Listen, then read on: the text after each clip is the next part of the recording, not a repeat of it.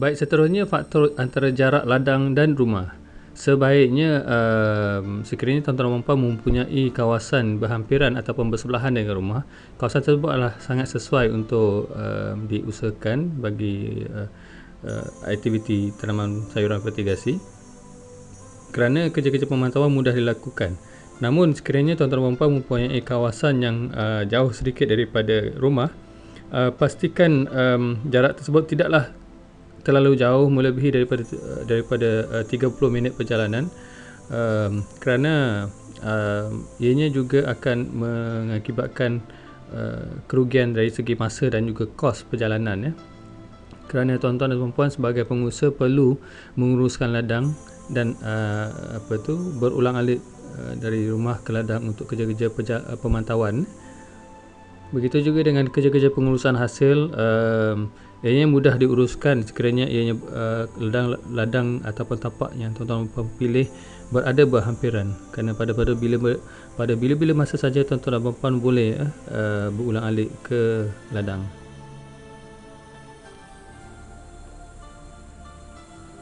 Seterusnya, faktor tambahan adalah faktor sumber air. Di sini ada beberapa sumber air yang boleh dipertimbangkan. Pertamanya adalah sumber air daripada sungai.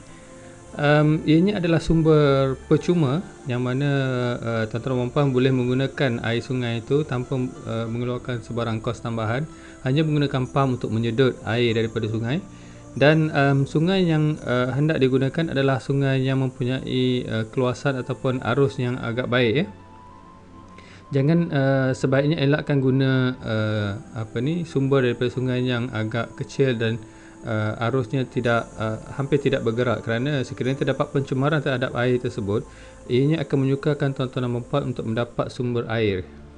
Jadi bagi mereka yang menggunakan sumber air, di peringkat awalnya tuan-tuan dan puan perlu membuat ujian terhadap kualiti air tersebut dengan menggunakan pH meter.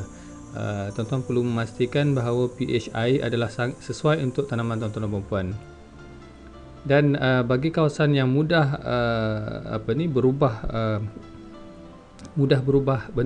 warna air sungainya, terutama di waktu hujan, tuan-tuan dan puan perlu membuat satu bentuk uji kaji berdasarkan kepada waktu, seperti contoh waktu biasa tuan-tuan dan puan buat ujian pH air, dan waktu apabila air bertukar warna ataupun waktu hujan contohnya, tuan-tuan dan puan perlu ambil lagi satu ujian untuk memastikan bahawa tidak ada perubahan ketara terhadap pH air. Apa yang kita risaukan di sini, sekiranya terdapat perubahan terhadap kualiti air sewaktu-waktu hujan, berkemungkinan terdapat kebocoran di mana-mana di kawasan industri berdekatan yang menyebabkan bahan-bahan yang mungkin bertoksid boleh menyebabkan pencemaran terhadap sumber air tersebut, dan akhirnya akan merosakkan tanaman tuan-tuan dan puan-puan juga. Baik, seterusnya adalah sumber air daripada perigi, yang mana perigi ini adalah perigi yang terdiri daripada perigi tube well. Perigi tersebut ditebuk, kebiasaannya kontraktor akan menebuk lubang terus ke dalam tanah berdasarkan kepada level air yang boleh diperolehi, beberapa kaki di dalam tanah, dan akan disedot menggunakan mesin, dan mesin tersebut kemudiannya akan menyedot dan mengempam air daripada bawah tanah terus masuk ke dalam tangki. Dan di dalam keadaan ini, tuan-tuan dan puan perlu membuat uji kaji juga untuk memastikan kualiti air ataupun pH airnya adalah sesuai. Namun ianya tidak analisis ini dilakukan tidaklah sekerap sungai, kerana kualiti air di dalam perigi tube well ni tidak berubah dengan kerap, ya.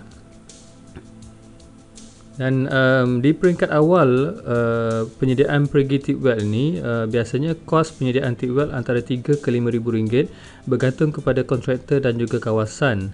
Jadi di peringkat awal itu adalah kos installation yang tuan-tuan dan puan perlu perlu bayar. Namun daripada segi jangka panjangnya, setelah kos awalan dikeluarkan, tiada lagi kos bayaran tambahan yang tuan-tuan perlu gunakan, kerana air yang disedut daripada bawah tanah adalah percuma sepanjang tempoh tuan-tuan dan puan-puan menggunakan sumber air tersebut. Jadi secara jangka panjangnya ia adalah menjimatkan. Namun alternatif terakhir adalah tuan-tuan dan puan-puan boleh menggunakan sumber pipe air daripada daripada pipe maksudnya di sini meter air di rumah kita boleh gunakan sumber air tersebut. Namun apa yang menjadi kelemahan menggunakan sistem pipe air adalah kosnya yang tinggi, kerana kita terpaksa membayar kos penggunaan air ini berdasar kepada meter penggunaan. Dan sebaiknya pastikan air yang pipe yang digunakan tu adalah di-charge pada kadar rumah, bukan kadar bukannya kadar industri ataupun komersial. Jadi sekiranya kawasan tuan-tuan dan puan tidak ada sumber bekalan pipe ini, sekiranya ada kawasan kejiranan berhampiran, boleh berbincang dengan tuan-tuan punya tuan-tuan jenjiran bersebelahan untuk mendapatkan bekalan air dengan cara memajak berdasarkan pada kuantiti nanti. Itu boleh dibincangkan kaedah pembayaran. Baik, seterusnya adalah sumber elektrik, yang mana ianya merupakan nadi penting bagi aktiviti pertanian menggunakan sistem fertigasi. Ianya akan bencana tenaga bagi menggerakkan pam berdasarkan kepada masa-masa yang telah kita tetapkan di timer. Dan sebaiknya kadar elektrik yang kita gunakan adalah menggunakan kadar rumah kerana charge yang dikenakan adalah rendah berbanding dengan kadar komersial, kadar tinggi. Seperti contoh, sekiranya tuan-tuan tapak tuan-tuan dan puan masih baru, belum lagi mempunyai bekalan elektrik, boleh tuan-tuan dan puan berbincang dengan kejiranan berhampiran untuk mendapat bekalan dengan menggunakan extension, dengan membayar mungkin pada kadar pukal, contohnya sebulan bayar dalam RM50 contohnya, sehingga tuan-tuan dan puan dapat bekalan elektrik secara terus. Bayaran RM50 dirasakan adalah munasabah kerana penggunaan elektrik bagi sistem pam fertigasi adalah sangat rendah, antara RM10 ke RM20 sebulan. Jadi kita sebenarnya membayar lebih sedikit, tapi hanya untuk memudahkan kita di peringkat awal penanaman projek kita. Jadi setelah meter masuk, tuan-tuan dan puan boleh pastikan meter tersebut dikenakan kadar rumah ataupun residen. Tuan-tuan dan puan perlu menyediakan pondok yang sesuai untuk mendapatkan taraf residen, kadar residen tersebut. Dan ada juga alternatif yang mana tuan-tuan dan puan boleh juga menggunakan jentera dan enjin sekiranya tidak ada sumber bekalan elektrik berdekatan. Jadi alternatif terakhir adalah menggunakan jentera ataupun enjin yang menggunakan diesel ataupun petrol. Dan menggunakan kaedah jentera dan enjin ini, tuan-tuan dan puan terpaksa menyiram secara manual. Manual dari segi ini adalah bermaksud tuan-tuan dan puan terpaksa datang ke ladang dan juga menghidupkan enjin dan buka sistem tersebut, siraman pokok tu mungkin antara 5 ke 10 minit, dan itu saja kaedah manual dia. Jentera tersebut perlu disambung kepada sistem piping yang telah dipasang ke polybag seperti biasa. Ini hanya menggantikan pam elektrik. Disebabkan sumber bekalan elektrik tak ada, tuan-tuan dan puan boleh gantikan dengan jentera ataupun enjin. Sekiranya tiada sumber bekalan elektrik, alternatif terakhir tuan-tuan dan puan boleh menggunakan gravity, iaitu tuan-tuan dan puan perlu meletakkan tangki air di bahagian tinggi, kena buat secara bertingkat di bahagian atas, dan pipe tersebut disambungkan terus diletakkan valve di bahagian tengahnya dan terus disambungkan kepada pokok. Namun kaedah penyiraman juga adalah kaedah manual, dan ianya lebih perlahan berbandingkan dengan jentera, kerana kita terpaksa bergantung kepada gravity untuk menekan air turun dan masuk terus kepada pokok. Dan ianya perlu dilakukan secara manual dengan membuka valve pada jangka-jangka masa tertentu dan terus menutup. Dan di dalam keadaan ini, tuan-tuan dan puan agak sukar untuk menyelaraskan air, distribution air ataupun pengedaran air yang ada di dalam piping itu terus kepada semua pokok. Dalam kes ni sukar untuk memastikan bahawa semua pokok akan mendapat bekalan air baja yang sama. Ia juga sukar untuk tuan-tuan dan puan untuk membancuh baja fertigasi di dalam tangki kerana ia terletak di bahagian atas dan tuan-tuan dan puan terpaksa memanjat untuk membancuh baja. Jadi alternatif air tapi ia agak kurang praktikal lah. Baik, faktor seterusnya adalah faktor peluang pasaran yang mana tuan-tuan perlu pertimbangkan peluang pasaran bagi ladang, runcit dan juga borong.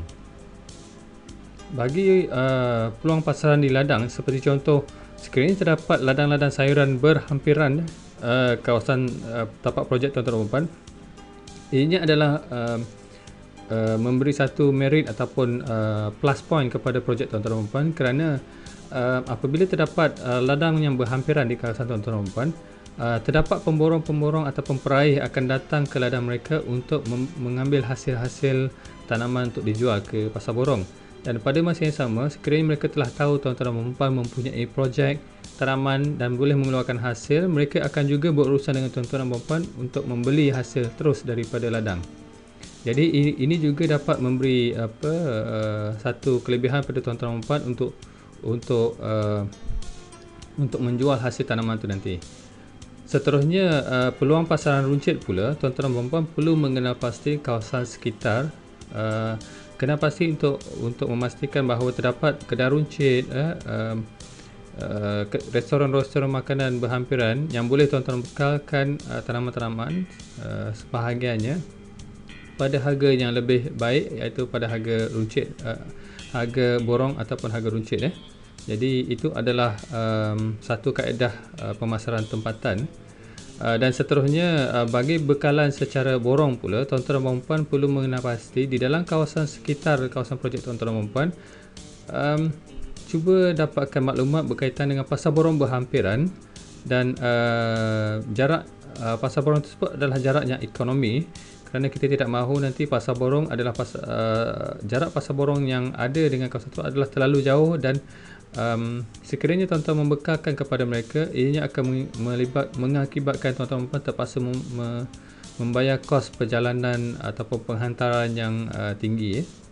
Jadi pastikan terdapat kawasan-kawasan sekitar yang mana tuan-tuan dan puan boleh bekalkan bahan-bahan tuan-tuan dan puan.